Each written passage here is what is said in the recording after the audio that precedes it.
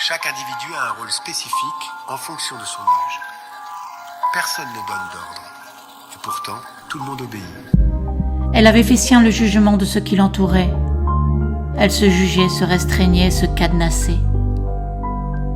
Elle s'était comme cela ôté toute liberté d'être elle-même petit à petit et avait fini par vivre toute rabougrie. Le risque de faire autrement était bien trop grand. Ce risque était celui d'être rejetée par ses pairs et de perdre tous ses repères.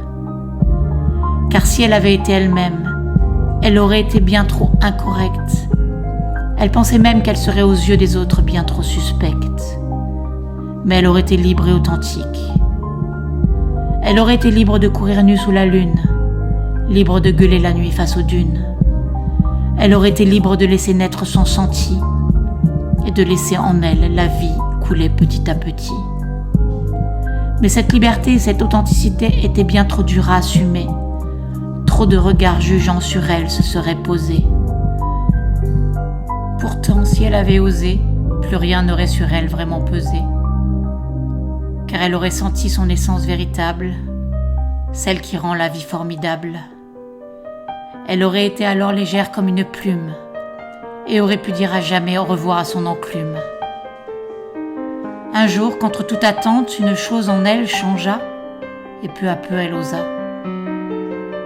Elle put poser des noms tout petits quand elle se sentait obligée de dire oui. Elle put arriver à rire pour rien, dans des situations où cela ne se faisait pas et où il fallait se tenir bien.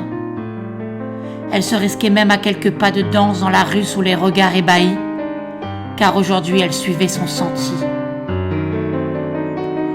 Petit à petit, elle y prit goût. Tant pis si elle faisait partie de ceux qu'on qualifiait de fous. Et une énergie prodigieuse investit alors le bas de son ventre et irradiait le cœur en son centre. Cette énergie, c'était la vie.